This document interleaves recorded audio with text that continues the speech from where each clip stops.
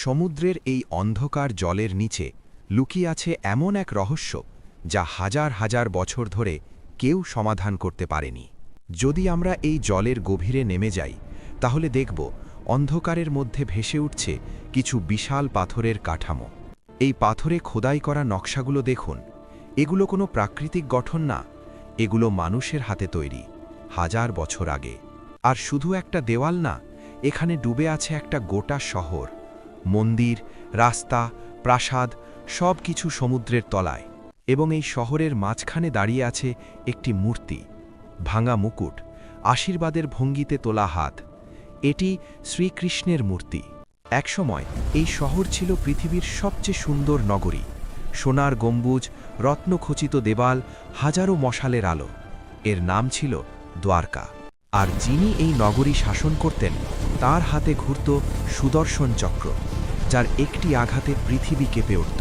কিন্তু সেই সর্বশক্তিমান কৃষ্ণের মৃত্যু হল একজন সাধারণ শিকারীর একটি তীরে। কিভাবে? সেটাই আজকের গল্প। গল্পটা শুরু হয় কুরুক্ষেত্রের মহাযুদ্ধ শেষ হবার পর। সেই ভয়ঙ্কর যুদ্ধক্ষেত্রে তাকালে শুধু ধ্বংস আর মৃত্যু ছাড়া কিছুই দেখা যায় না। মাটিতে পড়ে আছে ভাঙা রথ, ছিন্ন তলোয়ার আর লক্ষ লক্ষ যোদ্ধার নিথর দেহ। 18 দিনের এই যুদ্ধে প্রায় কোটি কোটি প্রাণ ঝরে গেছে। পাণ্ডবরা জিতেছেন ঠিকই, কিন্তু এই জয়ের মূল্য ছিল অকল্পনীয়। যুদ্ধক্ষেত্রে এখন শুধু কাকের ডাক আর ধোঁয়ার গন্ধ। প্রতিটি পড়ে থাকা শরীরের পেছনে ছিল একটা পরিবার, একটা গল্প। কিন্তু যুদ্ধ কারও গল্প শোনে না।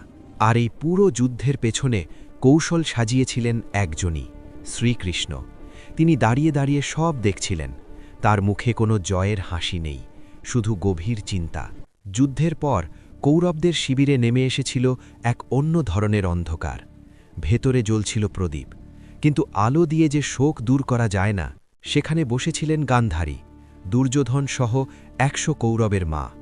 সারা জীবন চোখে কাপড় বেঁধে কাটিয়েছেন, কিন্তু আজ তার অন্ধ চোখ থেকেও অশ্রু থামছে না।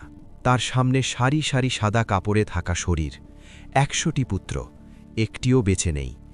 একজন মায়ের পক্ষে এই দৃশ্য সহ্য করা কি সম্ভব? গান্ধারীর মুখে তখন শোক নেই, আছে আগুন। তার ঠোঁট কাঁপছে, কিন্তু দুর্বলতায় না, ক্রোধে। তিনি কৃষ্ণের সামনে এসে দাঁড়ালেন, বললেন, তুমি চাইলে এই যুদ্ধ থামাতে পারতে, তোমার ক্ষমতা ছিল, কিন্তু তুমি দাঁড়িয়ে দাঁড়িয়ে সব দেখলে। আর তারপর গান্ধারীর মুখ থেকে বেরোল সেই অভিশাপ। 36 বছর পর তোমার নিজের বংশ, তোমার নিজের পরিবার একে অপরকে হত্যা করবে। কৃষ্ণ কিছুক্ষণ চুপ করে রইলেন, তারপর শান্তভাবে বললেন, তথাস্তু। তিনি জানতেন এই অভিশাপ সত্য হবে, কারণ এটাই ছিল তার পরিকল্পনার অংশ। 36 বছর কেটে গেল। কৃষ্ণ তখন দ্বারকায়। আর দ্বারকা ছিল স্বপ্নের চেয়েও সুন্দর। সমুদ্রের বুকে গড়ে ওঠা এক অবিশ্বাস্য নগরী। এর রাস্তায় হাঁটলে মনে হতো যেন স্বর্গে পা রেখেছেন। সোনালি থামের শাড়ি, রঙিন কাপড়ে সাজানো বারান্দা, ফুলের গন্ধে ভরা বাতাস। আর রাজপ্রাসাদ, পুরাণ বলছে স্বয়ং বিশ্বকর্মা এই প্রাসাদ নির্মাণ করেছিলেন। প্রতিটি দেওয়ালে দেবতাদের মূর্তি খোদাই করা, প্রতিটি জানালায় রত্নখচিত কারুকাজ। কিন্তু বাইরে যতই সুন্দর হোক, ভেতরে ভেতরে পচন ধরেছিল। সময়ের সাথে সাথে দ্বারকার জৌলুস কমতে শুরু করল। দেওয়ালে ফাটল ধরল, মানুষের মনেও। যদুবংশের নতুন প্রজন্ম অহংকারে অন্ধ হয়ে গিয়েছিল। মদ্যপান, বিলাসিতা, ঔদ্ধত্য এগুলোই হয়ে উঠেছিল তাদের জীবন। একদিন তারা এমন একটা কাণ্ড করল যা সব কিছু বদলে দিল। কৃষ্ণের ছেলে শাম্বকে মেয়ে সাজিয়ে ঋষিদের কাছে নিয়ে গেল। জিজ্ঞেস করল, এই নারীর গর্ভে কি আছে বলুন তো? ঋষিরা বুঝতে পারলেন এটা ঠাট্টা, আর তাদের চোখে যে আগুন জ্বলে উঠল সেটা দেখে বাতাসও থমকে গেল।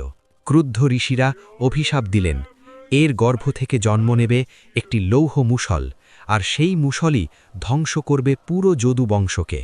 একটা ঠাট্টার মূল্য হলো একটা গোটা বংশের ধ্বংস। সেই মুষল তৈরি হল ভারী, কালো, অশুভ। এটা দেখলেই বোঝা যেত এর মধ্যে মৃত্যু ঘুমিয়ে আছে। ভয় পেয়ে যদুবংশীরা সেই মুষল গুঁড়ো করে ফেলল।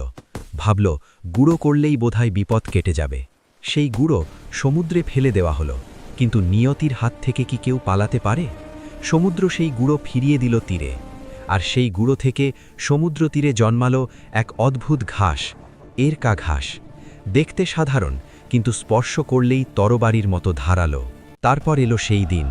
প্রভাস তীর্থে যাদবরা জড়ো হলো উৎসবের জন্য। মদ বইছে, আগুন জ্বলছে, হাসি ঠাট্টা চলছে। কেউ জানে না এটাই তাদের শেষ রাত। মদ যত বাড়ল, মেজাজ তত গরম হলো। হাসি বদলে গেল চিৎকারে, বন্ধু বদলে গেল শত্রুতে, চোখে আগুন, মুখে গালি। আর তারপর হাতাহাতি শুরু হলো। একজন আরেকজনের গলা চেপে ধরল, ঝগড়া মারামারিতে গেল। পুরো সমুদ্রতীর উন্মাদনায় ভরে গেল। সেই মুহূর্তে একজন যোদ্ধা মাটি থেকে এক মুঠো এরকা ঘাস তুলে নিল, আর ঘাসটা তার হাতে পড়তেই তরবারির মতো শক্ত আর ধারালো হয়ে গেল। অভিশাপ সক্রিয় হয়ে গেছে। তারপর যা হলো সেটা বর্ণনা করাও কঠিন। যদুবংশের ভাই ভাইকে মারল, পিতা পুত্রকে মারল। বালুর ওপর দিয়ে রক্তের স্রোত বয়ে গেল সমুদ্রে। গান্ধারীর অভিশাপ অক্ষরে অক্ষরে সত্য হল। আর কৃষ্ণ দাঁড়িয়েছিলেন একটু উঁচু জায়গায়। নিচে তার পুরো পরিবার নিজেদের শেষ করছে।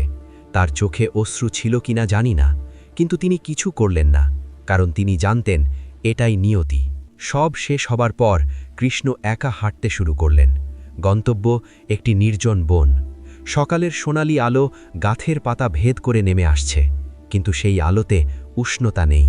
তিনি হাঁটছেন ধীরে ধীরে।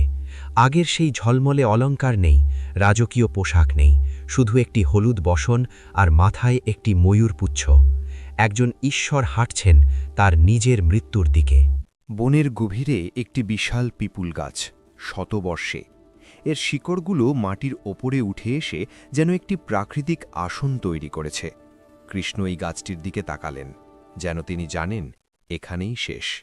তিনি বসলেন, শান্তভাবে পা গুটিয়ে ধ্যানের ভঙ্গিতে। তার বাঁ পা ডান উরুর ওপর রাখা, চোখ বন্ধ, মুখে এক অলৌকিক প্রশান্তি। আর তার বাঁ পায়ের তলাটা, সেটা ছিল উজ্জ্বল লাল, পদ্মফুলের মতো রঙিন। এটাই ছিল কৃষ্ণের শরীরের একমাত্র দুর্বল জায়গা, আর ঠিক এই জায়গাটাই ছিল উন্মুক্ত। ঠিক সেই সময় সেই বনে শিকার করছিলেন জরা নামে একজন সাধারণ শিকারী। গায়ে পশুর চামড়ার পোশাক, হাতে কাঠের ধনুক। তিনি হরিণ খুঁজছিলেন। গাছের পাতার ফাঁক দিয়ে জরা দূরে কিছু একটা লাল রঙের জিনিস দেখতে পেলেন, পাতার আড়ালে অস্পষ্ট। তিনি ভাবলেন ওটা নিশ্চয়ই একটা হরিণের চোখ। জরা ধীরে ধীরে তীর বের করলেন। সেই তীরের ফলক ছিল লোহার তৈরি, আর সেই লোহা, সেটা ছিল সেই একই অভিশপ্ত মুষলের গুঁড়ো থেকে তৈরি, যা সমুদ্র থেকে ভেসে এসেছিল। নিয়তি তার শেষ টুকরোটাও জোড়া লাগিয়ে দিচ্ছিল। তীর ছুটল, বাতাস চিড়ে পাতা ভেদ করে সোজা এগিয়ে গেল সেই লাল লক্ষ্যের দিকে।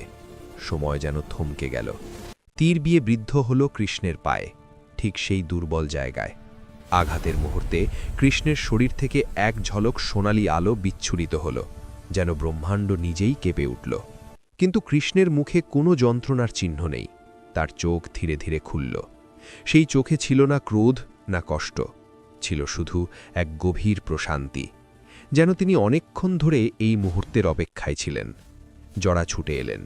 কাছে এসে যখন দেখলেন তিনি কাকে তীর মেরেছেন, তার পা থেকে মাটি সরে গেল। তিনি কৃষ্ণের পায়ে লুটিয়ে পড়লেন। কান্নায় তার পুরো শরীর কাঁপছিল।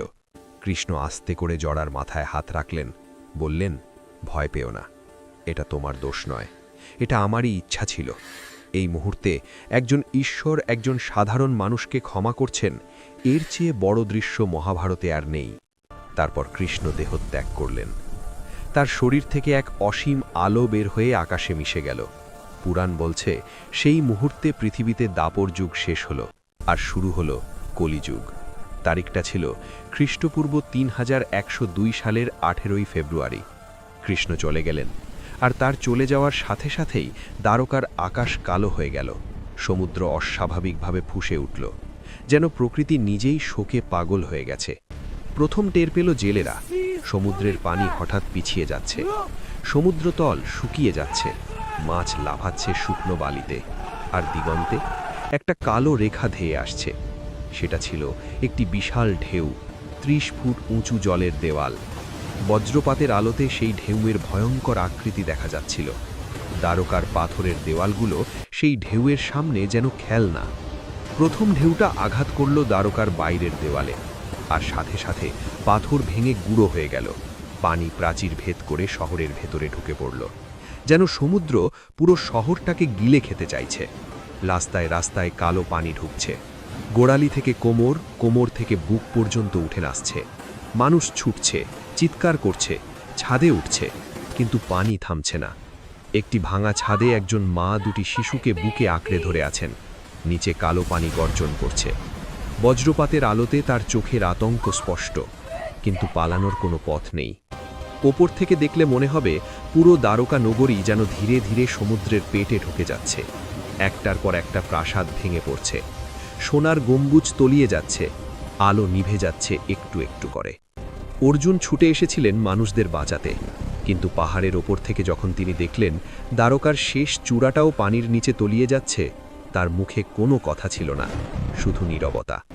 যারা বেঁচেছিলেন তাদের নিয়ে অর্জুন রওনা দিলেন। কাদামাখা রাস্তায় মহিলারা, বৃদ্ধরা, শিশুরা হাঁটছেন। পেছনে ফেলে আসছেন তাদের ঘরবাড়ি, তাদের স্মৃতি, তাদের পুরো জীবন। পরদিন সকালে সমুদ্র শান্ত হল, কিন্তু দ্বারকার কোনো চিহ্ন নেই, শুধু শান্ত নীল জল, যেন কিছুই হয়নি, যেন দ্বারকা কোনোদিন ছিল না। কিন্তু গল্প এখানেই শেষ হয়নি। 2001 সালে ভারতের national institute of ocean technology গুজরাটের উপকূলে একটি গবেষণা জাহাজ পাঠালো। তাদের লক্ষ্য ছিল সমুদ্রের তলায় কি সত্যই কিছু আছে। ডুবুরিরা নামলেন 30 থেকে 40 ফুট গভীরে, আর তারা যা দেখলেন সেটা তাদের বিশ্বাস করতে কষ্ট হচ্ছিল।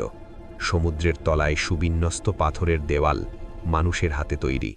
পাথরের নোঙর পাওয়া গেল, মৃৎপাত্রের টুকরো পাওয়া গেল, এমনকি রাস্তার কাঠামোও পাওয়া গেল। Doctor S.R.. রাওয়ের নেতৃত্বে একাধিক অভিযানে এই প্রমাণগুলো সংগ্রহ করা হয়েছে। সবচেয়ে চমকপ্রদ বিষয় হল পুরাণে বর্ণিত দ্বারকার মানচিত্র আর সমুদ্রের তলায় পাওয়া কাঠামোর মধ্যে মিল অস্বাভাবিক রকম বেশি। কার্বন ডেটিং বলছে এগুলো প্রায় 9000 বছরের পুরনো হতে পারে। এটা কি ঠিক কৃষ্ণের দ্বারকা? সেটা নিশ্চিত করে বলা এখনও সম্ভব হয়নি, কিন্তু একটা বিষয় নিশ্চিত, গুজরাটের সেই উপকূলে একটি প্রাচীন শহর সত্যি সমুদ্রের তলায় ডুবে আছে, এবং এটাকে শুধু কাকতালীয় বলে উড়িয়ে দেওয়া কঠিন। কৃষ্ণের গল্প শুধু একজন ঈশ্বরের গল্প না, এটা একটা সত্যের গল্প, যে শক্তি যতই বড় হোক, প্রতিটি যুগের একটা শেষ আছে, প্রতিটি সভ্যতার একটা মেয়াদ আছে। সমুদ্রের তলা থেকে আলো ভেদ করে ওপরে উঠলেও নিচে রহস্য রয়েই যায়। দ্বারকা হয়তো ডুবে গেছে, কিন্তু এর গল্প আজও ভেসে আছে, হাজার হাজার বছর ধরে। আপনি কি মনে করেন সমুদ্রের তলায় থাকা সেই শহর আসলেই কৃষ্ণের দ্বারকা? কমেন্টে জানান। আর এই রকম আরও রহস্যময় গল্প শুনতে চাইলে সাবস্ক্রাইব করে রাখুন। পরের ভিডিওতে আমরা আরও গভীরে যাব।